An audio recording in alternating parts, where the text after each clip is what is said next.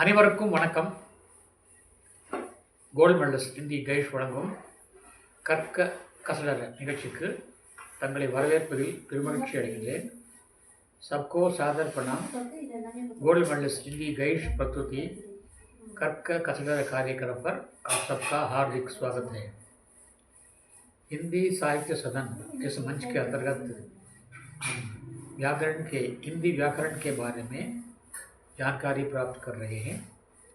इसी सिलसिले में वो कार्यक्रम चालू है. आज का शीर्षक है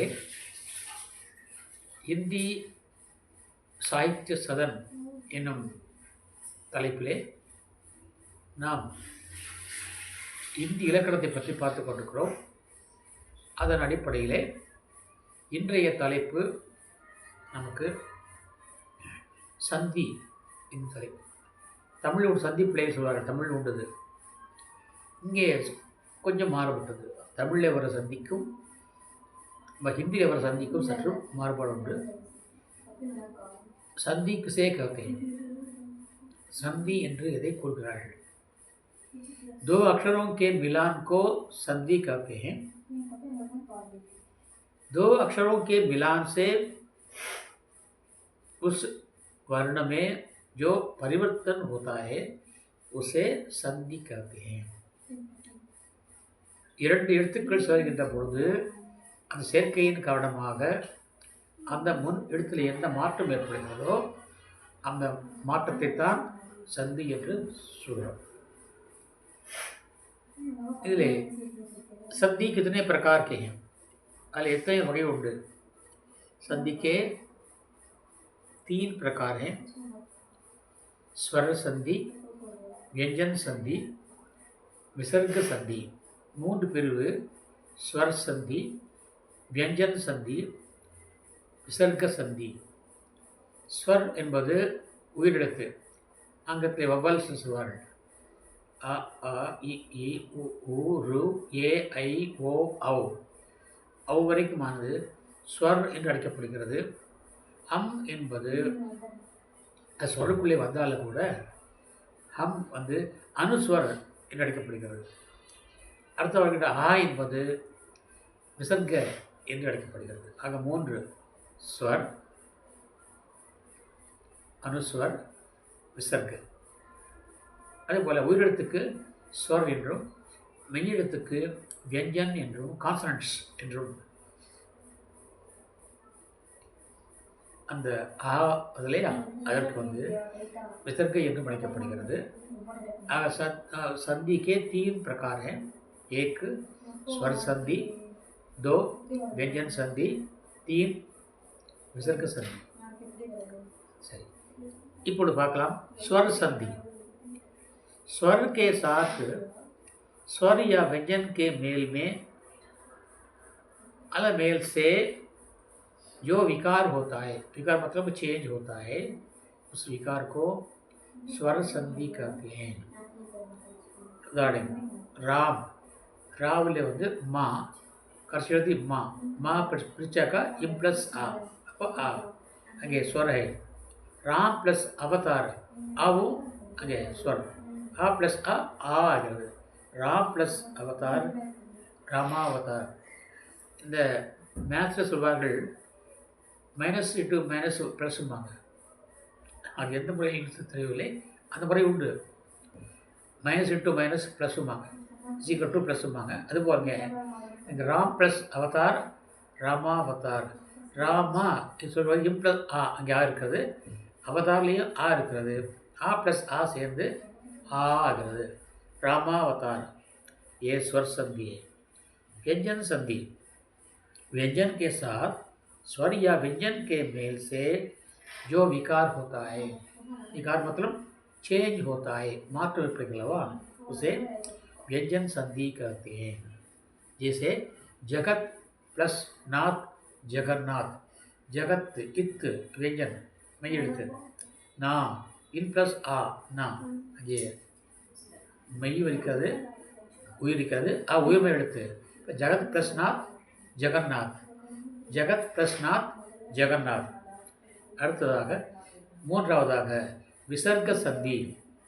विसर्ग के साथ स्वर या व्यंजन के मेल से जो विकार होता है उसे विसर्ग संधि कहते हैं. அஹா சொல்லுவோம் அல்லவா, அந்த அஹாவோடு உயிரிழத்தோ மெய்யெழுத்தோ சேர்ந்தால் ஏற்படுகின்ற மாற்றத்துக்கு பெயர்தான் विसर्ग संधि. विसर्ग के साथ स्वर या व्यंजन के मेल से जो विकार होता है उसे कहते हैं विसर्ग संधि. इसका उदाहरण है अतः प्लस एव अतएव, अतः प्लस एव अतएव, तपः प्लस बल तपोबल, अल तपः प्लस वन तपोवन. इस प्रकार विसर्ग के साथ जो विकार होता है उसे कहते हैं विसर्ग संधि. संधि 3 प्रकार के होते हैं, स्वर संधि, व्यंजन संधि और विसर्ग संधि. स्वर संधि, व्यंजन संधि और विसर्ग संधि, इस प्रकार 3 प्रकार के होते हैं.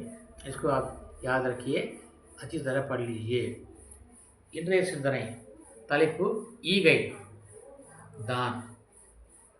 ईगई दान, किसी को दान देना दान कहा जाता है. दान की महिमा. இங்கே குறள் சொல்லுகிறது, அற்றார் அழிபசி தீர்த்தல் அது ஒருவன் பெற்றார் பொருள் வைப்பழி குறள். ஏழையின் பசியை போவதற்காக வைக்கப்படுகின்ற செல்வம், செலவுபடுத்தப்படுகின்ற செல்வமானது அதை பெற்றவன் செல்வத்தை சேமித்து வைக்கும் இடமாகும்.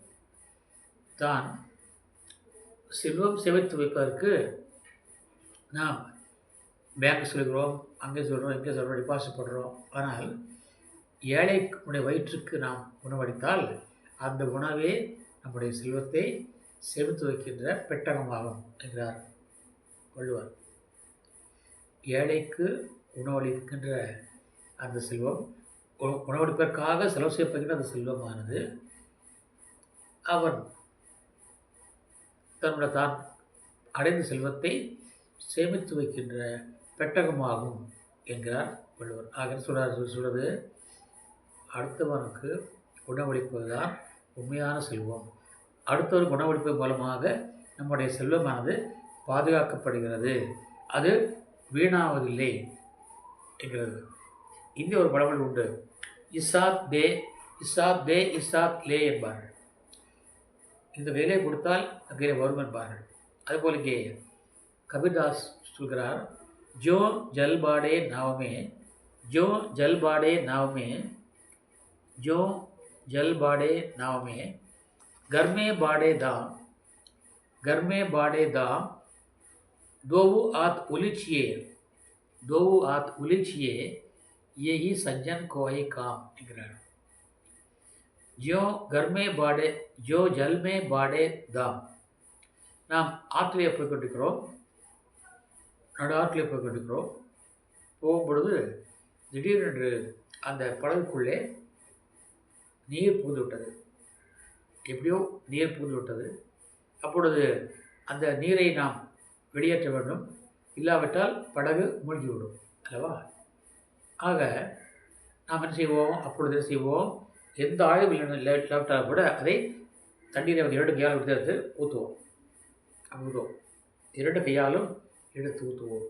அதுபோல் ஜோ ஜல் பாடே நாவமே, நாவமே ஜல் படுத்தாயே, படகுக்குள்ளே எப்படி நீர் நிறைகிறதோ அதுபோல் கர்மே பாடே தாம், வீட்டிலே செல்வம் நிறைகிறதோ, கர்மே பாடே தாம், வீட்டிலே செல்வம் நிறைகிறதோ அப்பொழுது என்ன பண்ணுவோமா, தோவு ஆத் உலிச்சியே, எப்படி நாம் 2 கைகாலும் நீரை எடுத்து இறைக்கிறோமோ அதுபோல் நாம் அந்த வீட்டில் உள்ள செல்வத்தை எடுத்து ஏழைகளுக்கு தர வேண்டும், இறுதியாக தர வேண்டும். அப்படி கொடுக்கிற பொழுது செல்வம் சேரும்.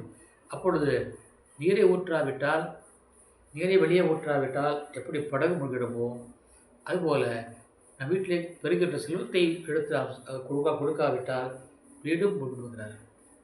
ஜோ ஜல்பாடே நாமே, கர்மே பாடே தாம், தோவு ஹாத் உலிச்சியே தோவு கார் நெடுகையாலும் எடுத்து இறைக்கணும் உலிச்சியே இறைக்கிறது இல்லை கொடுங்கள் ஏஇ சஜ்ஜன் கோதிக்காம் இப்போ நீரில் நாம் இறைக்கிறோம் படத்தை கொடுக்கணும் அவ்வளோதான் தோவு ஆத் உரி தோவை தூரம் ஆக்கும் செய்யும் 2 கையால் நம்ம அந்த படகை நீரை இறைப்போம்.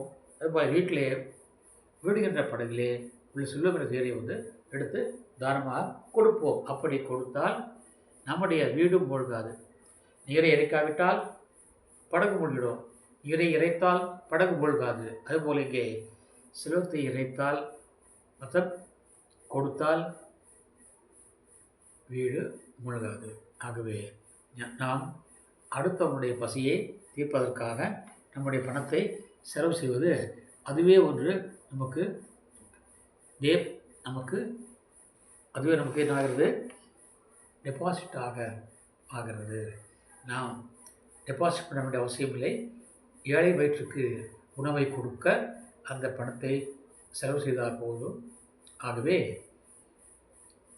அந்த செல்வத்தை நாம் ஏழைக்கு ஈர்ந்து அது மூலம் வருகிற புண்ணியத்தை நாம் சேர்க்க வேண்டும்.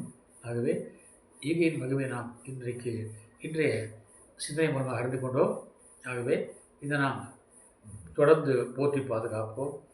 பெரியவருடைய பதையில் நாம் செய்வோம் என்று கூறி இன்றைய பதிவை நிறைவு செய்கின்றேன். நாளை ஒரு புதிய தலைப்புடன் தங்களை சந்திக்க விடுகிறேன். அதுவரைக்கும் விடைபெறுவது தங்களின் அன்பன் ஆர். सुंदरराजन, तिरुपुर, तमिलनाडु। जो दान की महिमा मैंने आज आपको ये आज की चिंतन के संदर्भ में आपको दिया है।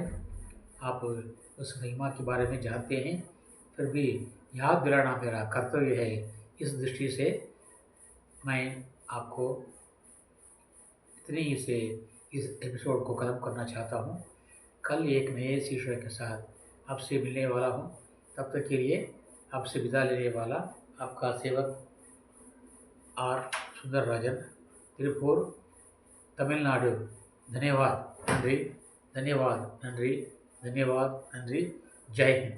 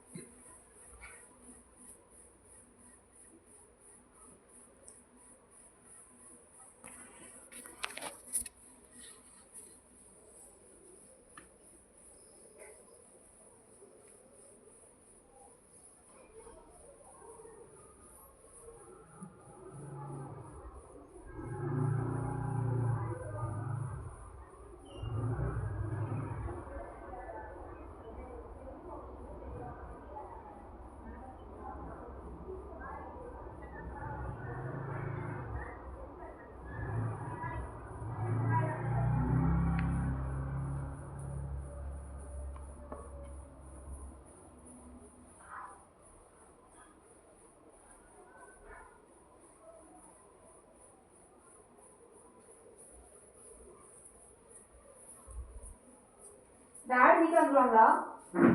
டாடி சீக்கிரம்